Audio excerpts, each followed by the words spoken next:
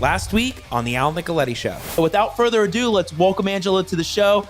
Angela, we did it. Your trademarks are a really important part of your brand identity, and if you would like to keep them for yourself and prevent other people from using them, it's a good idea to register those. What can you register a trademark for? For anything that distinguishes your goods and services from other people's goods and services, that's a trademark. And if it is distinguishable, then it's capable of being registered. Descriptive trademarks, that's a mark that describes the goods and services or describes some inherent quality of the goods and services. What is the difference between the two? We don't like, in general, descriptive trademarks. They're heavily disfavored. They are in some circumstances registerable, but I really encourage my clients to come up with distinctive trademarks rather than descriptive trademarks. Before you adopt a trademark, you need to make sure that nobody else is already using it. Because if somebody is, and then you start using it, you're actually infringing their trademark. If it sounds the same,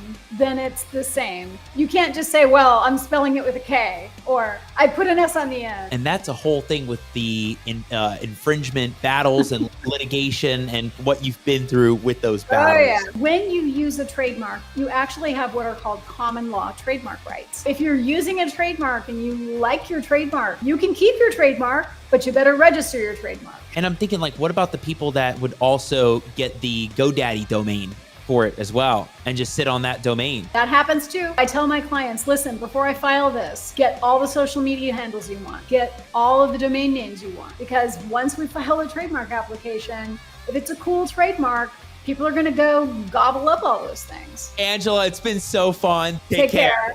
Have a good one.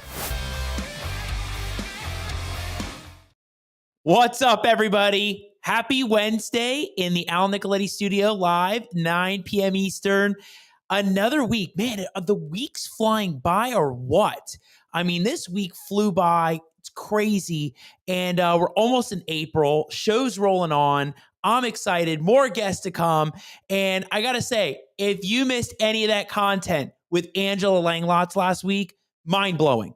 For those that are in the content game, that have branding, trademarks, anything with logos and or creative design, you got to watch that, because a lot of people are not thinking about what happens when you just create a name for a business and then you start doing the logos, or what happens when you put your content out there and what do you do to make sure that it's copyrighted, and do you have to send it in? Do you have to register? So many little tips and tricks that you can lock in on from Angela's episode. Check that out. And of course, you can check out all the content, scan the QR code. We got the link tree. And again, as I say on all the episodes now, if you are enjoying this episode and you find value in this episode, share it.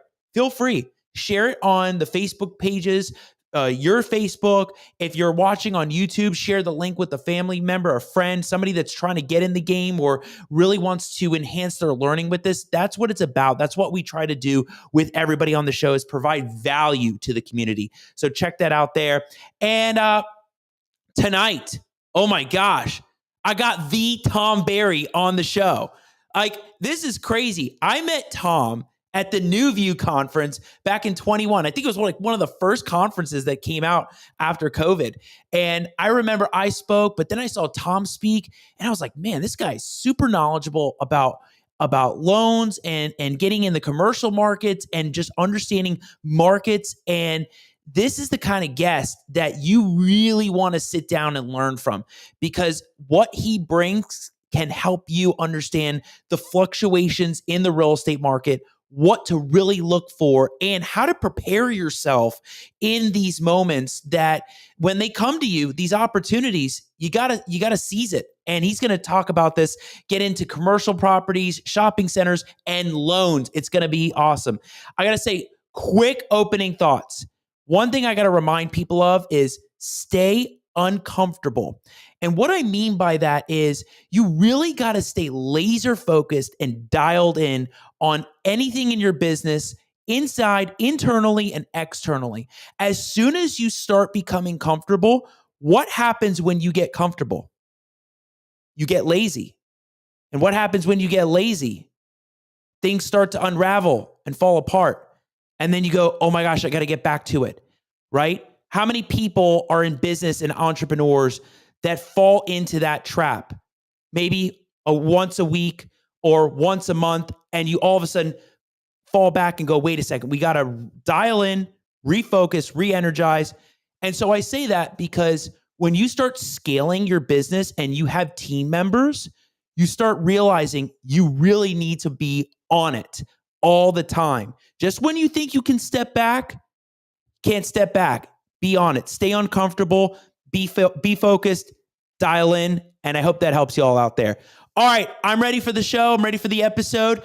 I got my pen. I got my paper. I hope you all do too, right? Like I'm always taking notes because when you get these guests, there's so much to talk about, so many follow-up questions. So I'm locked and loaded. Let's rock this thing.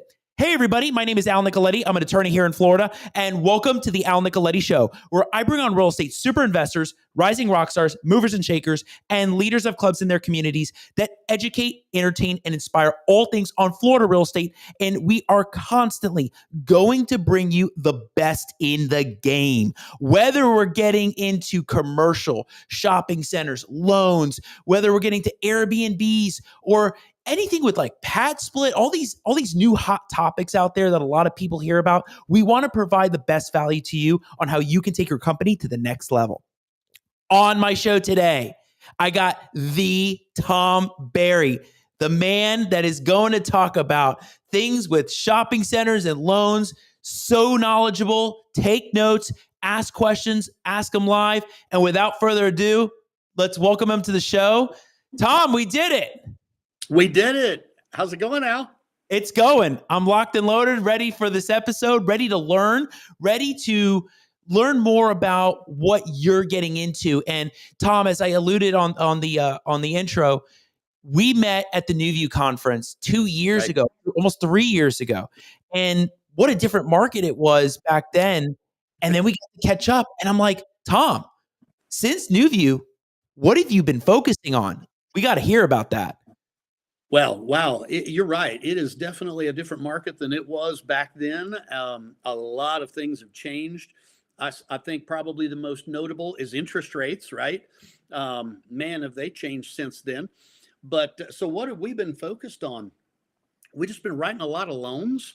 You know, that's kind of what I do to just keep the money working, right?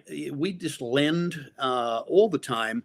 And then when there are opportunities to buy real estate, when something is on sale, I say, then we'll jump in and we'll start buying. But if there's nothing really exciting and on sale, I just lend. And I'm happy just sitting back on the sidelines, lending, keeping everything rocking, keeping everything moving, but waiting for that next opportunity. But when it hits, it hits. So we found an opportunity about 18 months ago. We've been buying shopping centers, as you had mentioned.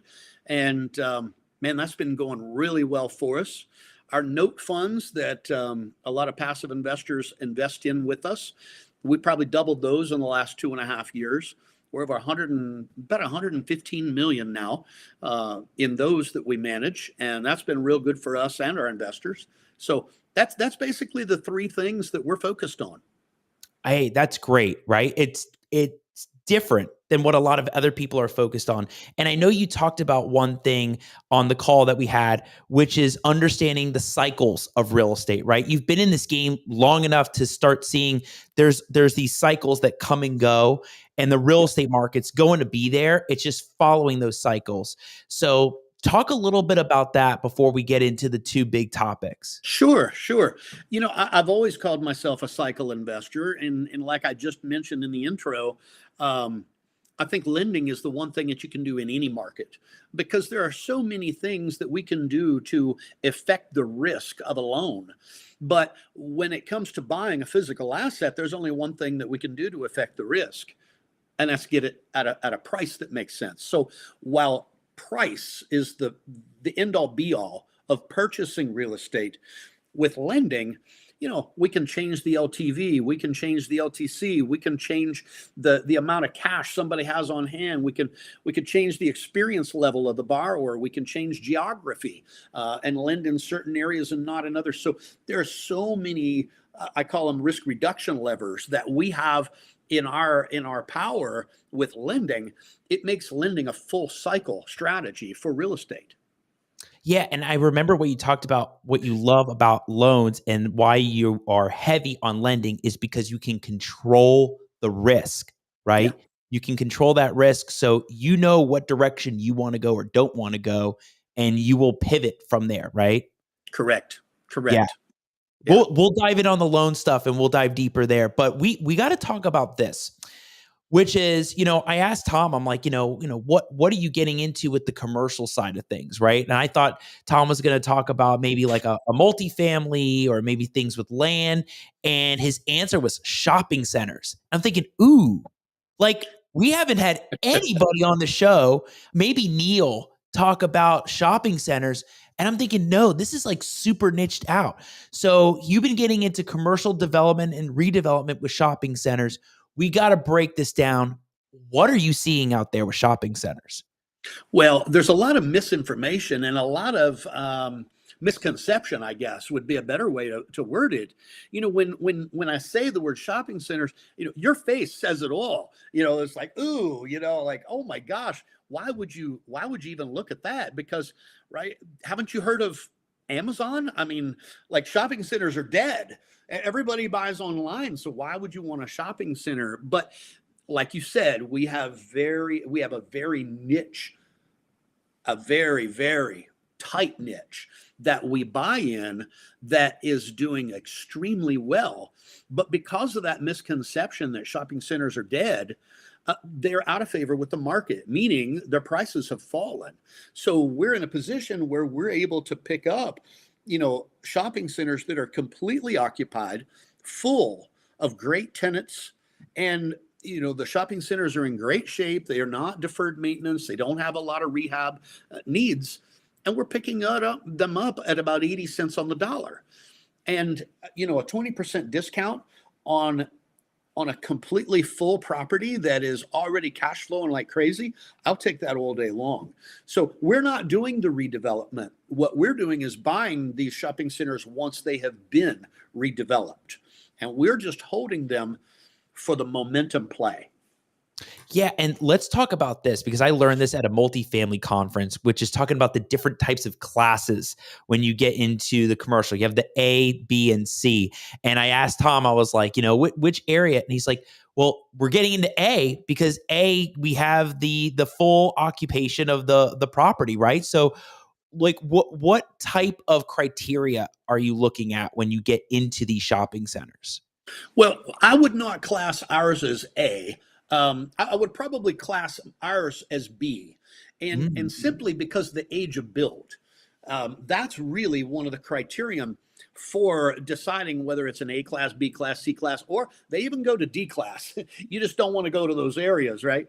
But I would classify ours probably all as Bs because of the year build. So we're looking for things that have been built from the 1980s up. And so from 1980s to probably 2000 is where we're going to be. The one we have under contract right now that we'll be closing here in the next probably 30 days. It was built in 1991. So that's very important to us because we want to make sure that we're past the iron pipe and the galvanized water lines and all of that. Because if you're buying stuff from the mid 80s and up, you're all in Schedule 40 PVC and you don't have all of that stuff to deal with. So that's why we like that class. And because they're not A, we can still get them at a really good discount. So what do you do to find that type of market that has the lucrative terms or those types of properties? Like, where are you finding the gold when it comes to shopping centers? It's going to be a completely different answer than what you would expect because commercial is completely different than single family in this way. It's pretty much the only way they're different, really. But in single family, we always want to get direct to the seller, right? We got to get direct to the seller. It's got to be off market. But honestly, in the commercial space, when you're dealing with properties of $2 million or more in value, you really want to go through brokers. You really don't even want to go direct to seller because brokers control the trade in the commercial space. So what we do is we spend a lot of time building relationships with brokers that we think might at some point have a deal that fits our buy box and our criteria. So we're just pounding the phone and talking to a lot of brokers and building those relationships and sending them our buy box, letting them know that, hey, we're still out here. Hey, we've got capital. We're looking to place the next one you get, send it to us first. And that's how we get them. Has it just been as simple as just reaching out to the brokers, just forming those relationships, going to events? Yeah, it is. It's that simple. I'm not doing anything more exciting than that. So while a lot of people are like cold calling for like the single families, right? You're trying to build the relationships with the brokers for these kinds of deals, right?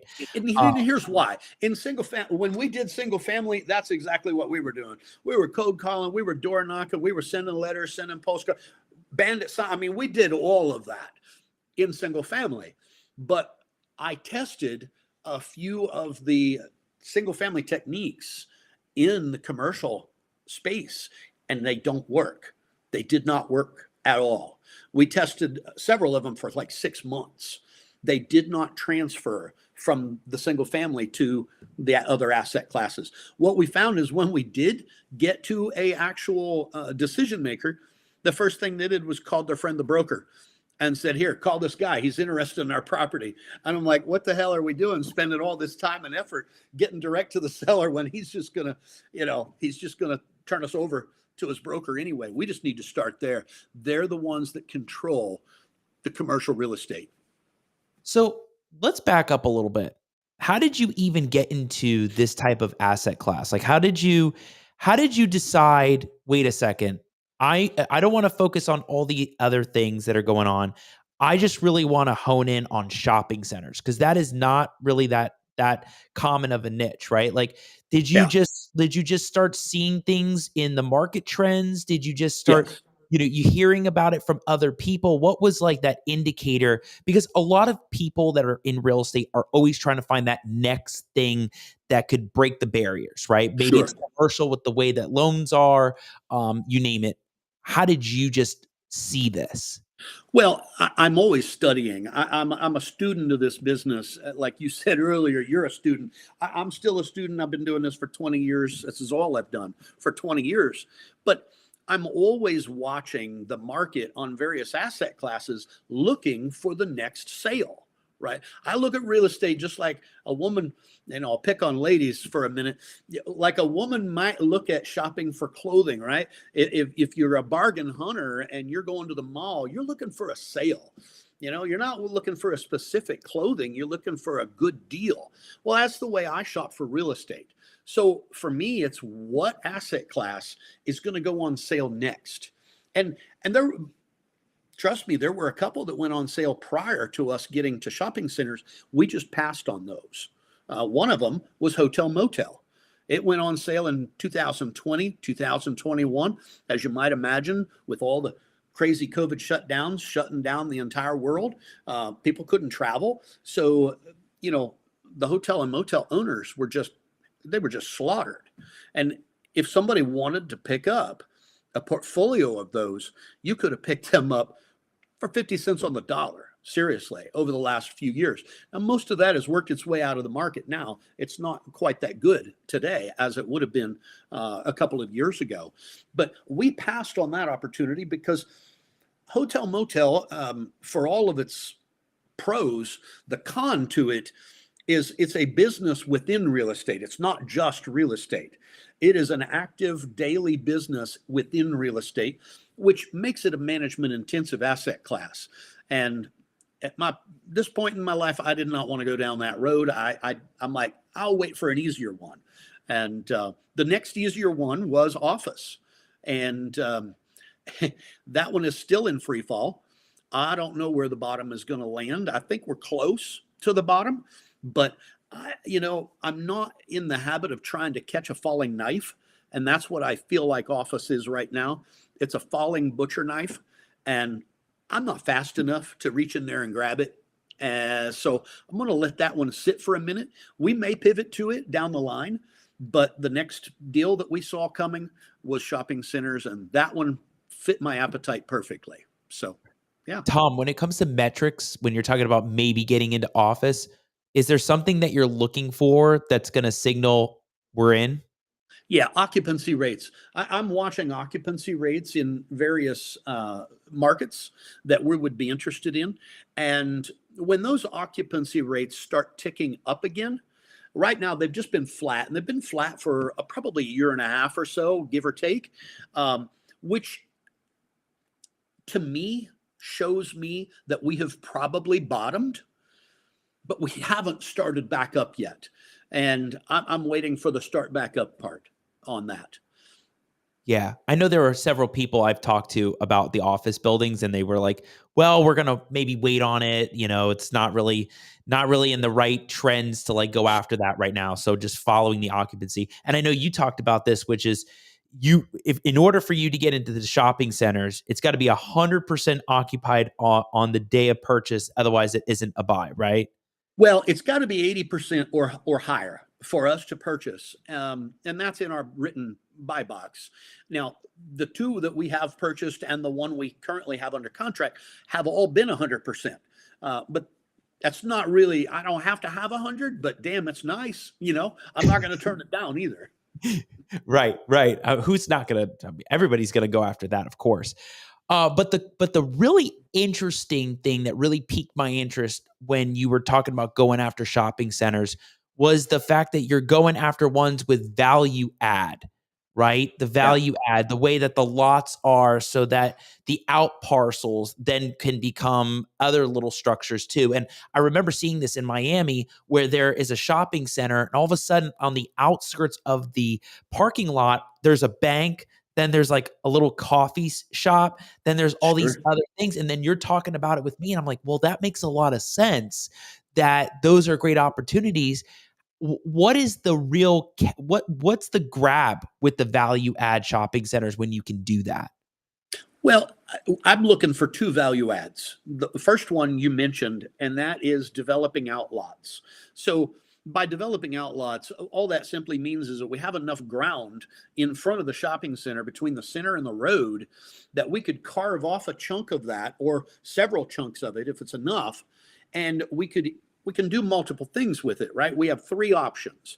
We could sell a little chunk of it, and currently we have one under contract right now at one of our shopping centers, and they are going to put a Dunkin' Donuts on it.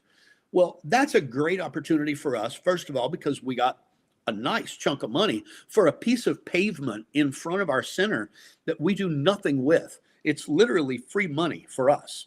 But more than that, it also drives traffic into our center for the rest of our tenants. And that adds value to the center. So while we're selling off a piece of it, we're actually adding value at the same time, which you would think, well, that's impossible to do, but it's not when you think that through. The other thing that we could do with it is we could ground lease it. We could chunk off that section, and instead of selling it for a Dunkin' Donut, we could tell the developers, hey, we'll lease that ground to you for so much a foot on a 50-year lease or a 100-year lease or whatever. And that obviously, again, adds value to our center, because now we have additional cash flow and income for quite some time. And again, pulls in more traffic for the rest of our tenants. And then the third thing we could do is we could take that chunk of land and we could go ahead and develop it ourselves and do a build to suit for, let's say, that same Dunkin' Donut, right? Where we would build to suit. And then we would not only just lease them the ground, we would lease them the ground and the building that we have built to their specs on a long-term lease. All three are wins for us, and all three are wins for the rest of our tenants. So that's the first value add that I look for. The second value add I look for, most people would probably miss if they haven't been trained in this. We look for opportunities to rehab the leases. The leases, just the lease structure and how they're written, make up a huge percentage of the value of a property. And a lot of, particularly mom and pop owners, They don't know how to write leases. They're just using an old lease they've had for 30 years, and they don't want to, engage an attorney to do it properly. So they just wing it, and they make a mess of their leases, which is great for us, because if they have good tenants in there that are doing good business, right, those tenants don't want to leave. So we come in and we structure a really strong lease, a really tight lease, and on a longer time frame. And we could literally add an enormous value, I mean, in the millions of dollars of value to that property, simply by not even touching the physical asset itself, but rehabbing the paper in it. So that's the second value add that we look for. That's different. I like that. That's something that, Well, as an attorney, I assumed you would like that, right? yeah. I mean, it's crazy to think that somebody's going into a shopping center business and has a shoddy lease, right?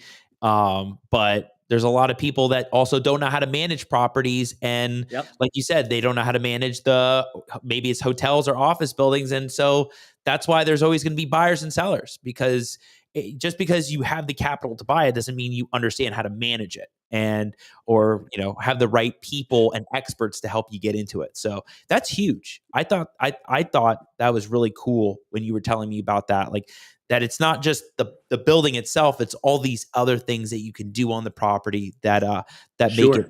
make it great. One quick thing before we jump into loans. Any interesting case study story that you could tell us about the first one that you bought? Yeah, the first one we bought that thing. It was a 10% cap rate back when interest rates weren't even high yet. So it was literally a steal when we bought it. And the hair on this deal, the thing that kept people away from it, was about 26% of it was a courthouse. Actually, it's the county courthouse. It's there because the real courthouse was destroyed in a hurricane several years ago. And so they've been in the center ever since, while they're building the new courthouse. And everybody that looked at this property knew that courthouse was leaving. That's going to make a huge vacancy. And they were scared that they wouldn't be able to fill it back up again, right? So what we did is we started marketing that space immediately. And we are currently in talks back and forth. Well, we're not in talks. We have terms. We have an LOI signed by us and a national tenant. And the attorneys are going back and forth on the finer points of the contract right now. But once we get that lease all buttoned up, we'll have that space backfilled. And we'll probably have that done, I'm going to say, by the end of this month. Once the back and forth is done, that's the end of March. And the courthouse isn't leaving until the end of August this year.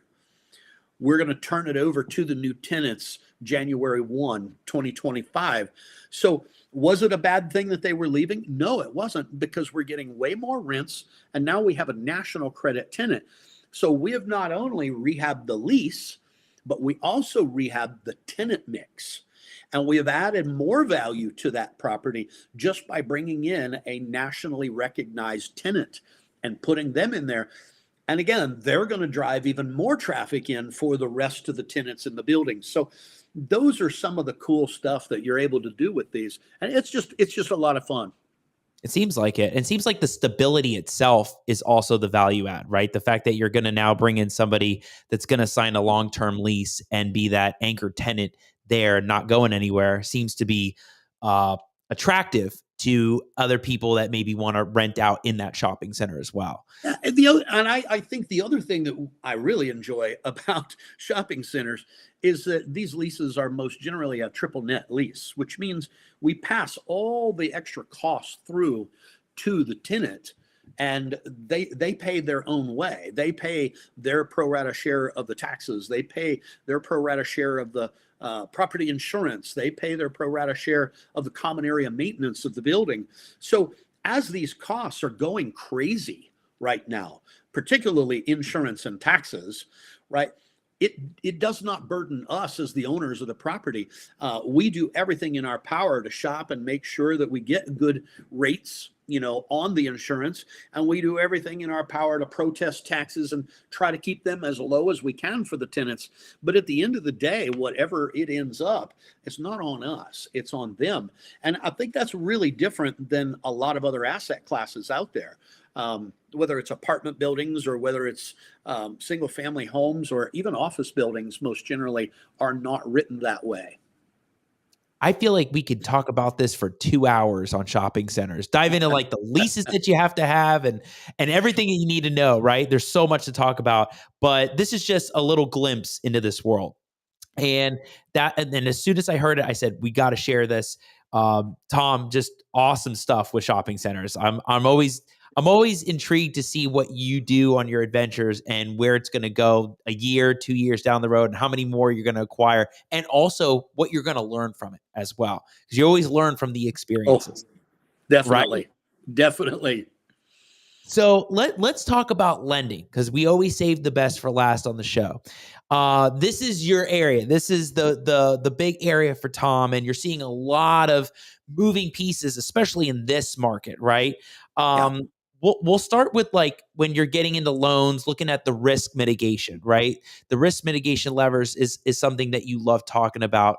What should people look for when they jump into lending or thinking about getting into loans or finding loans, all of that? Yeah, I mean, from a lender standpoint, it's all about risk mitigation, right? That's rule number one for lending. So how does a bank do that, right? Banks are the biggest lenders out there. We all know that. Well, they require an enormous amount of information about the borrower, about the property. I mean, usually there's a blood test involved, a urine sample. It takes, months and months and months to get through that process for that banker to finally squeeze that check out of his hand to you.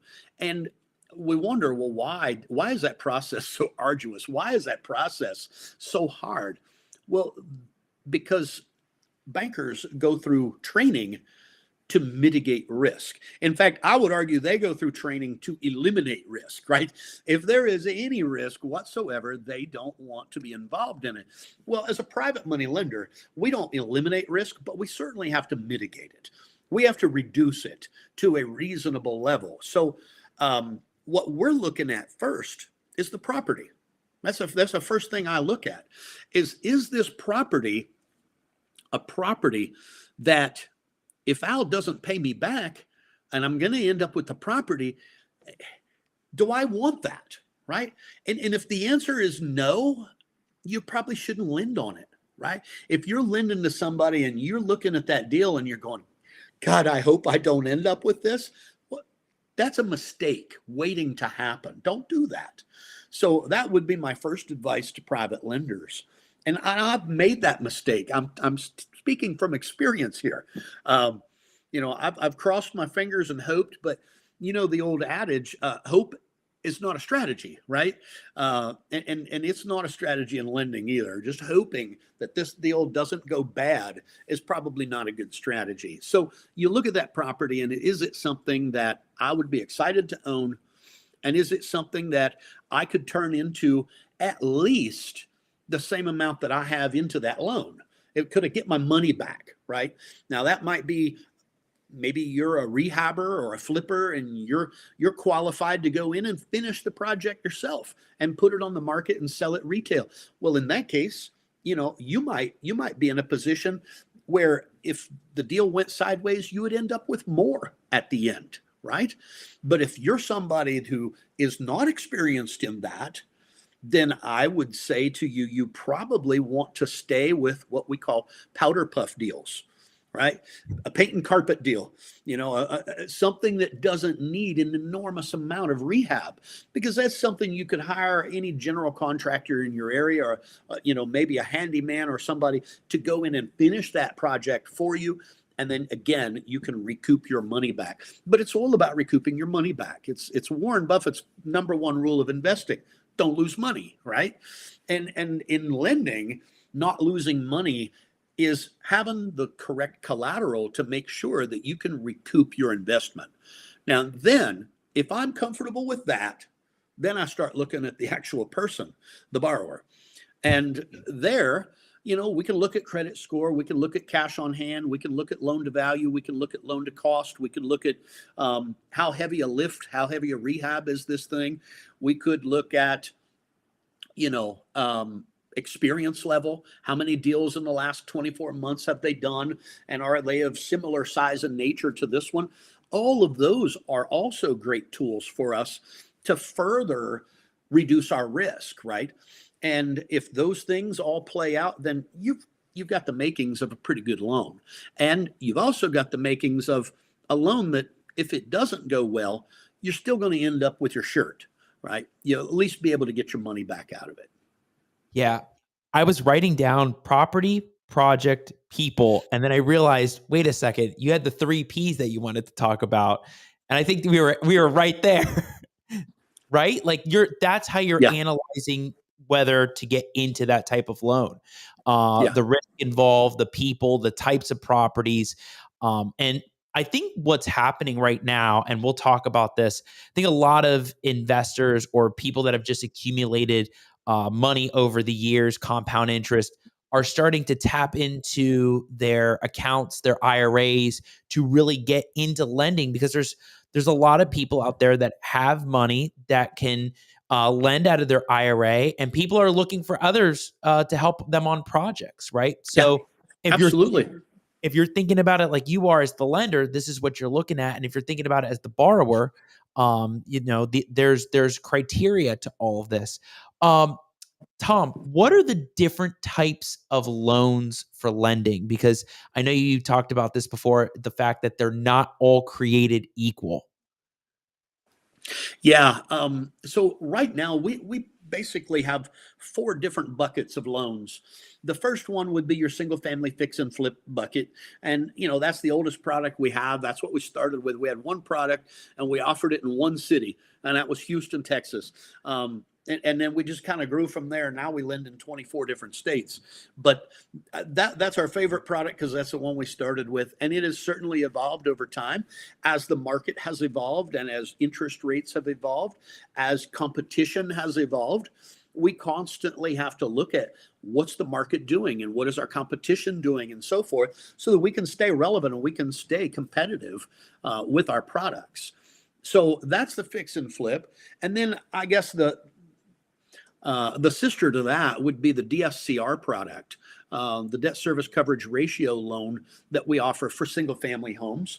And that's something that somebody would use if they wanted to buy and hold, or if they wanted to fix it up to hold it as a rental. They might use the fix and flip and then use us to refinance it into the DSCR or a long-term loan. And that could be a 5-year, it could be a 20, it could be a 30-year loan. So that covers the single family side. But most of our capital actually goes to the other ones, and that's the commercial loans. We love commercial as a buyer, and we love commercial as a lender. So about 85%, the last time I looked at least, of our loans on the street, dollars that is in commercial. And is not collateralized by single family. So we have a lot of commercial paper out there, and we really like that product. And it's kind of been a niche for us that most other hard money lenders and private lenders are not comfortable with. So the only reason we are is because we've been a buyer of that type of property for years. So again, owning that asset doesn't scare us. If it does, we don't want to do the loan in the first place. So in that area, it could be raw land that people are subdividing and selling off in pieces. It could be an entire subdivision. We lent on a piece in Dallas. It was about 306 acres. They put roads in, they put the underground infrastructure in, and then they sold off the lots to a builder to do spec homes. And that was a really great project for them and for us. Ground up construction of an apartment complex outside of Dallas. Tulsa, we lent on an old Kmart building that was turned into an indoor cannabis grow facility. In Southern Texas, we did a Sears building, an old empty Sears building that was turned into a World's Gym. We've done a lot of cool redevelopment projects over the years. I could go on, but those are some of the examples of the ones that pop to mind first. Yeah, talk about the stress. Sears. Is Sears even around? I don't know. I don't know if there are any out there yet or not. What I thought was funny is when Sears merged with Kmart because they thought that was going to help them. That one I'm still scratching my head on. Forgot all about Kmart. How fast things go, right? Fast it all goes. But yeah, I hear everything you're talking about with this. And how are you helping investors leverage some of these other ways that they can start doing lending or start lending, whether they're on the smaller projects or the bigger projects? Like what have you seen on maybe a basic level, intermediate level, somewhere in between? How are you helping? Well, it used to be when we were smaller, we would work with somebody and say, "Hey, we'll write the loan, we'll do all the due diligence on it, and then once we're sure that it's a good loan, then we can use your money on it, and we'll just take a little spread for doing all the due diligence and so forth." And that really worked well for us. It worked well for the investor, the passive investor, that is, that didn't really have the wherewithal to run a loan through the paces and know if it's a good loan or a horrible loan, right? But as we got bigger, that was not scalable. And I'm all about scale. I don't want to do anything if it isn't scalable. So what we did is we opened a couple of private real estate funds, and we put those loans in these funds. And we have passive investors will just put money in those funds, and they are actually an owner of their pro rata share of all the notes that are in those two funds. So we have one for the fix and flip stuff, and we have one for the DSCR stuff. The fix and flip is called the growth fund. We make it real easy. The DSCR is called the income fund, and they return a really good rate of return to our investors. And it's interest income. It's just as if they were doing the loans themselves, only they don't have to. They have professional management doing those loans. And we're still returning a yield to the investor that's very similar, if not more, than what they would probably be able to get on their own. That's interesting. Tom, kind of tying in the lending side with the shopping centers, because this is kind of like going towards that loan area. What are you looking for when you get into these commercial projects? What are you looking for in terms of lending in interest rate terms? Because with these bigger projects, bigger numbers, I mean, these are giant loans. These aren't like $100,000 loans. These are $1 million loans. Yeah. And you're talking about the interest rates that are going to be different. So tying both worlds in on that lending side with that knowledge, now you can look for favorable terms on these deals. What are you looking for? So I have a little rule of thumb that I use. It's I don't want to call it a trick, but it's a shortcut, right? It's a shortcut. So, and I love a shortcut. I love something that I can use and do quick math in my head and say, is this even worth my analytics? Is it even worth me running it through the paces to do the full on pro forma on this project? And what I have found, and it has worked so far 100%, not saying it always will, is that if I know what my fixed debt number is, and I'll just use the one we have under contract that will be closing next month. Our lender has committed that they are going to lend to us at 8% interest on that deal. And this is a 130,000 square foot shopping center. It's a big center. And it's a $15 million purchase. They're going to lend us 10,600,000. The rest we're going to raise in equity. So I know this, if I know what my interest rate is and I add 200 basis points, that is the least I will accept in a cap rate. So on that particular deal, it's an 8% interest rate. I know I need to buy that at a 10 cap or better, because if I can add 200 basis points to that, we are going to make money hand over fist. And when I say me, that's us and our passive investors that are chipping in with us to go in on that deal. So what did we buy that at? We bought it at a 10.1 cap. So it's 210 basis points. That is a solid deal, and I'll buy those all day long. So knowing that, I don't really care what the interest rate is because I'm not paying it. My investors and I don't ever pay the interest rate. The seller does, because I'm going to make them discount the price to cover the interest rate. And we actually got a fixed 7-year loan on that, amortized over 30 years, but it's a 7-year fixed rate.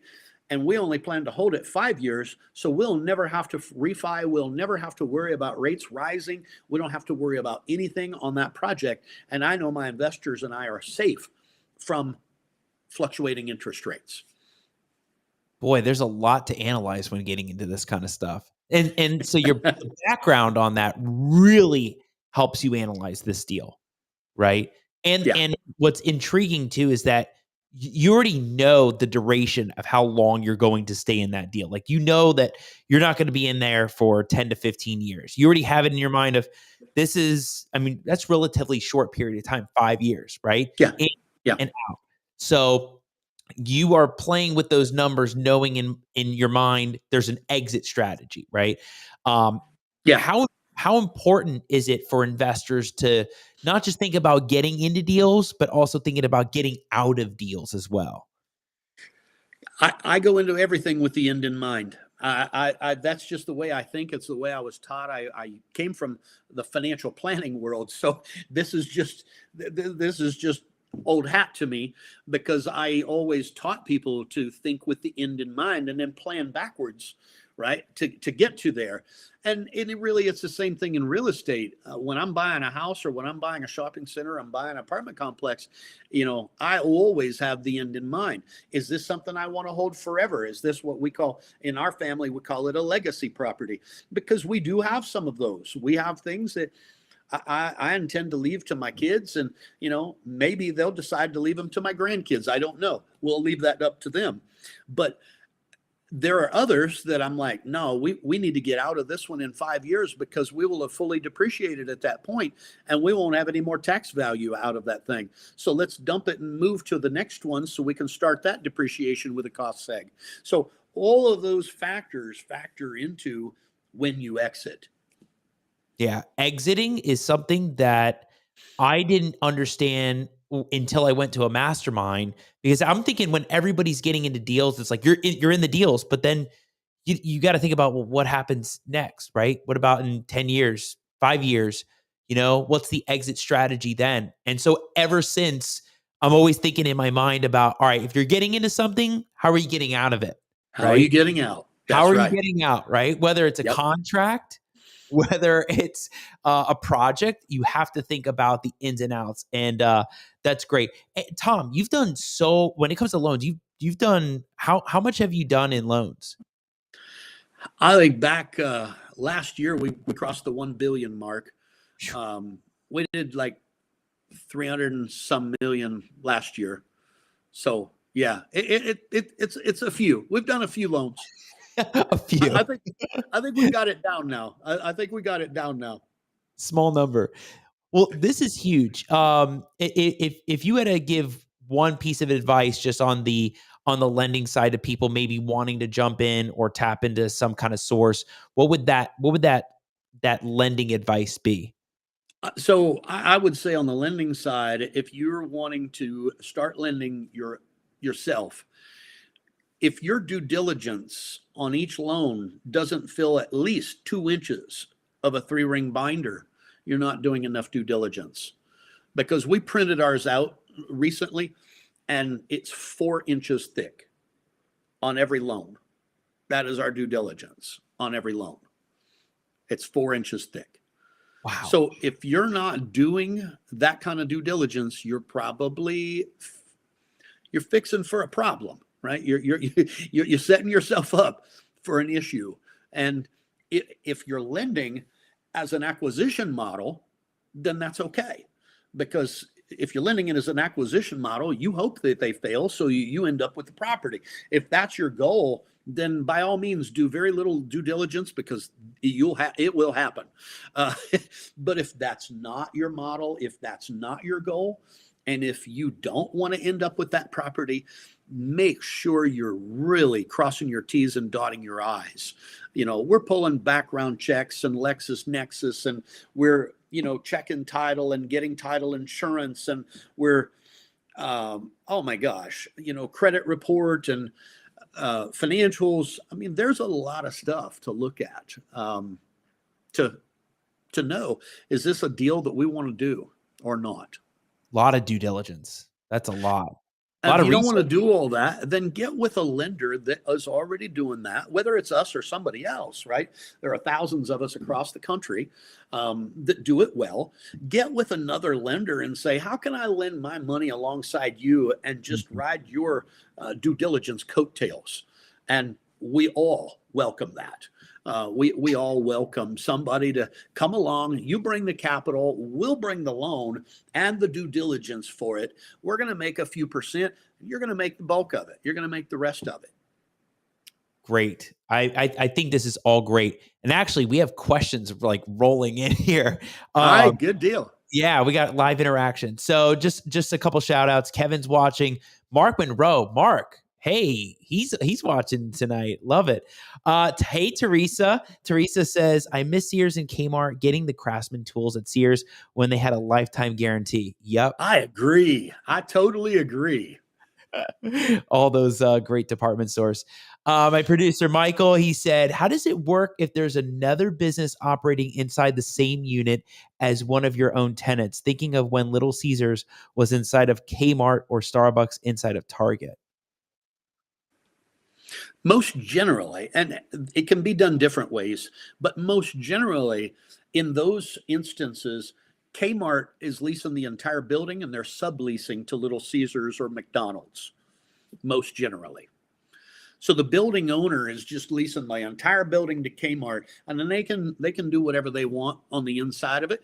And they're setting up those other little, let's call them out parcels, right, inside their building to either drive extra traffic or just pick up extra rent from small spaces in the store. And the rent per square foot that they're charging Little Caesars is far, far greater than the rent per square foot they're paying for the building. Yeah, they're going to make sure they make their money off that. Oh, yeah. Absolutely. Yeah, good question, Mike. Love it. Somebody asked, do you use your money or OPM? Yes, we do both.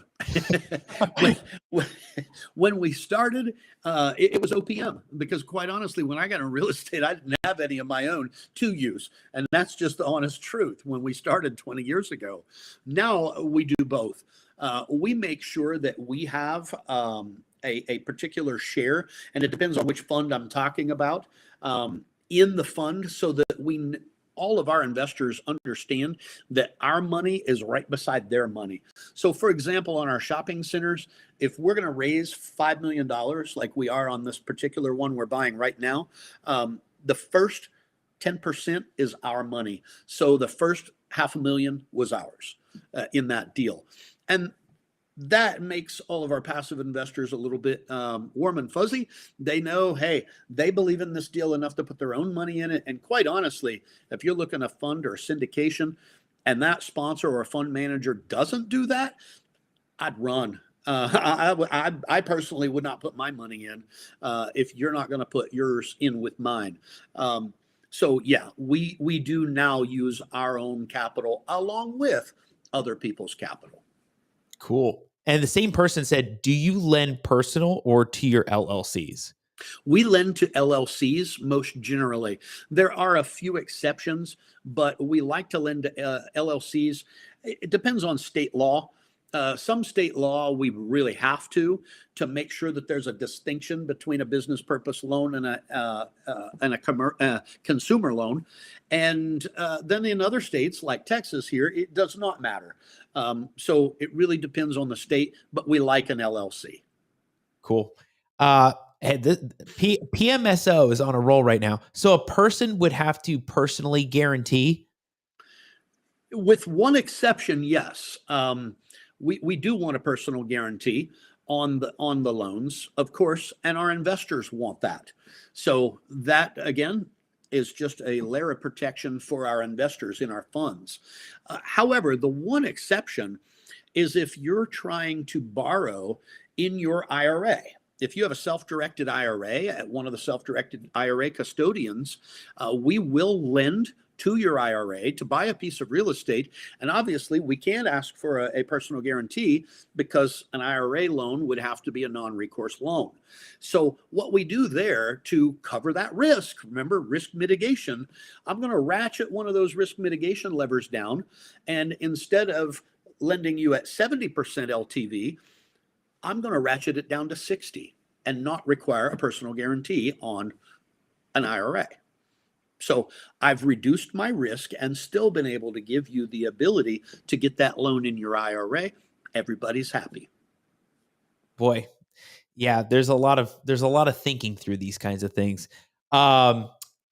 Same person said, what if someone borrows funds for a project and then they get hit with an SAR? Do you have a built-in clause to protect a borrower?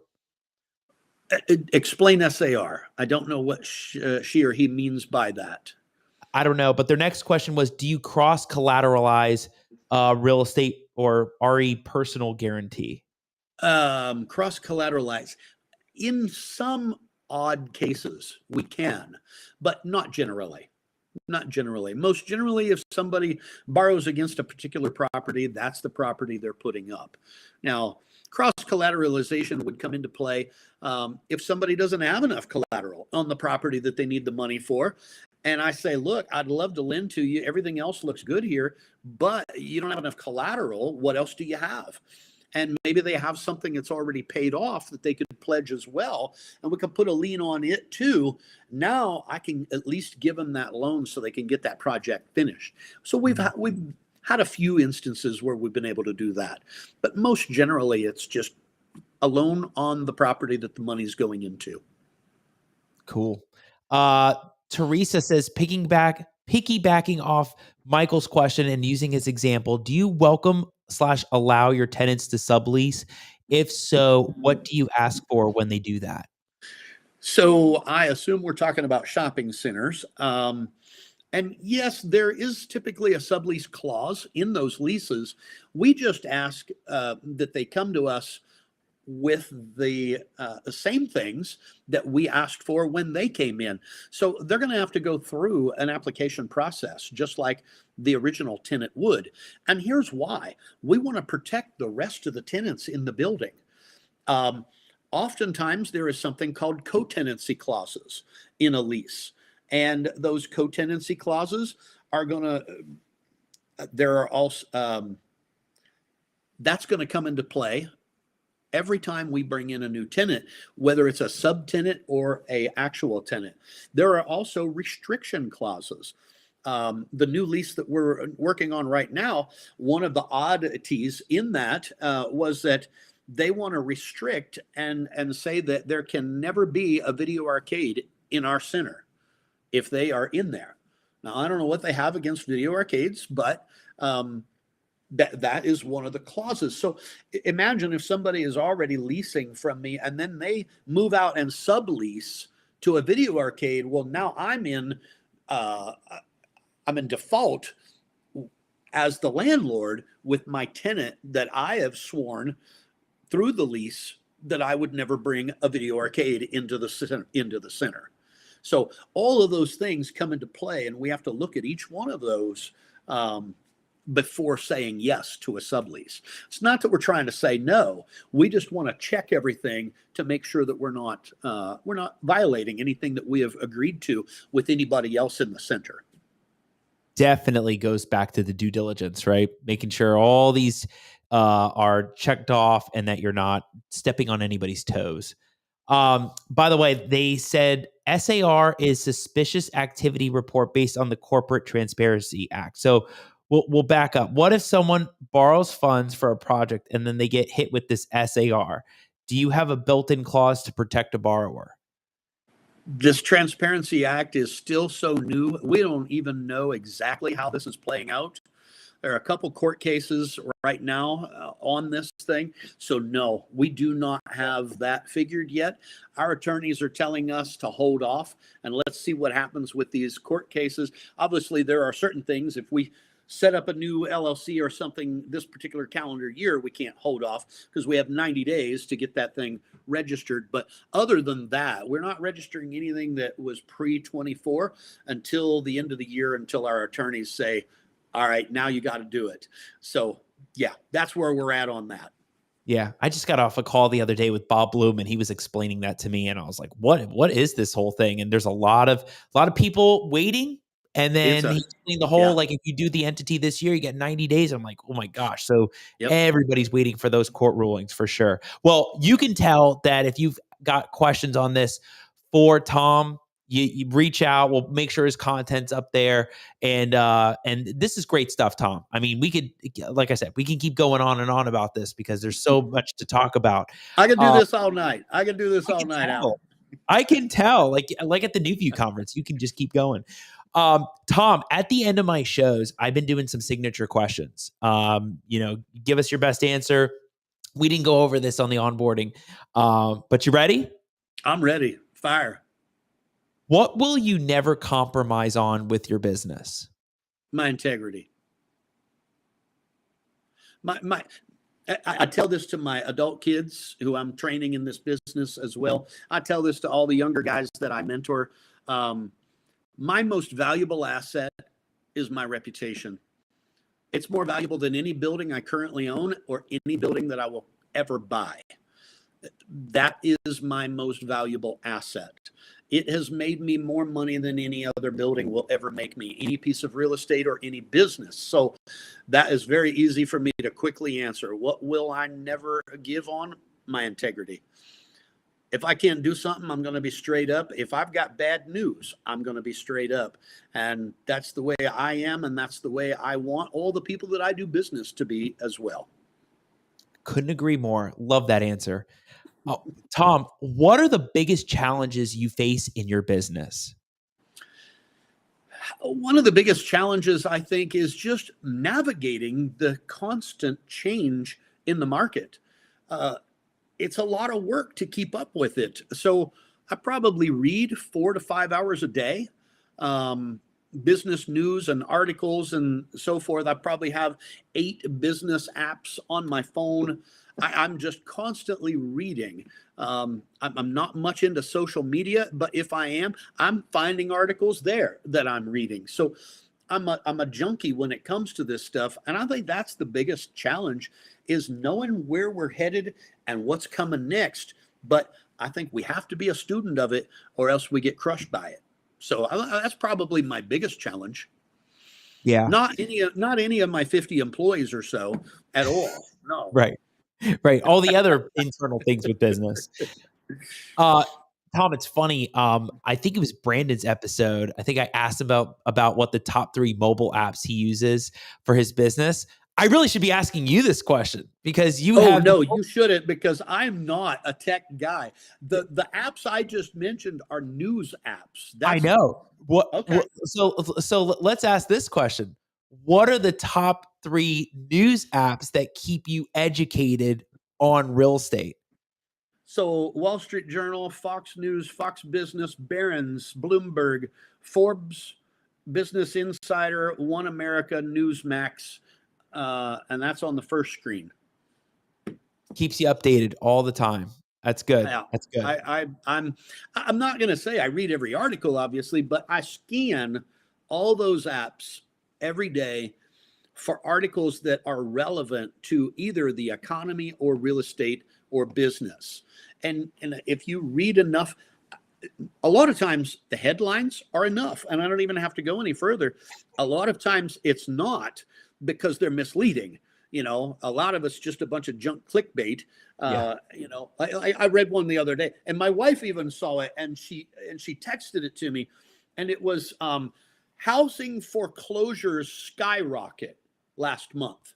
Now that was the absolutely was what the headline was, and then when you read in it, it wasn't a skyrocket of any kind. It was a blip, literally. but they were just using these big words to try to get people to click on. And it worked for both of us. It worked for both of us because we're in real estate. So Yeah, they're playing around with metrics to see people clicking that kind of stuff. They want to know. yeah. They want to know. Yeah. All right, with the final signature question, Tom, where do you see the real estate industry in 5 years? Well, what you got to break that down for me and be more specific, because that is a monster area, real estate, right? Let's be more specific, and I'll give you a very specific answer. Where do you see the commercial real estate industry in 5 years? In 5 years, I think most of the current turmoil will be gone, and we'll probably be in some new turmoil. Now, what will that be, and what asset class is it? Don't have a crystal ball. No way we could know in 5 years. The furthest I think anybody can see into the future in this game is about 12 to 18 months. So I can tell you where I think each asset class is going to be in 12 to 18 months. And I can tell you that with fair certainty. But 5 years isn't going to happen. But I do know this. I've never seen a cycle, and I've studied this clear back to the 20s. I have never seen a cycle last more than 5 years. So anything that's in the crapper right now is not going to be in the crapper 5 years from now. So think office buildings. Office buildings will not be in the toilet 5 years from now. They won't. Now, where will they be? I don't know, but it won't be in the toilet, because they're in the toilet now, and cycles don't last that long. They last about 2 years at most. So they're going to be out of the toilet in the next couple of years. And that's going to happen because of a variety of things, probably a different topic. Yeah, that's a totally different topic. But I love that perspective on how you're viewing it. Not that long, but like because of all that experience over the years, you're viewing that in that 12 to 18 month frame and seeing it over a shorter period of time. But things bounce back, right? They come and go, and they're gonna come back. Tom, love it. I think this is fascinating stuff. Very interesting. Definitely not my realm, right? This is not my area, but I learn it because we learn it from people like you, the experts, when they come into this field, or you've been doing this for so many years. So just want to say thank you for sharing that. Thank you for coming on and talking about the shopping centers, loans, great stuff. As I do on the end of my show, I do a segment called Final Words, Final Thoughts. Anything that you really want to leave the audience with, maybe to get them thinking, or to just leave them with these parting words. So as I do with all my guests, final words, final thoughts, Tom Barry. The best time to buy real estate was about 20 years ago. The second best time is tomorrow. Don't sit on the sidelines because of fear. Everybody that's on the sidelines today is fearful. That's the only thing that would keep them on the sidelines. That and, just lack of knowledge. But get knowledgeable and get active, because there is always in every market something that you can do in real estate to make money, whether that's lending, whether that's, purchasing various asset classes for various strategies.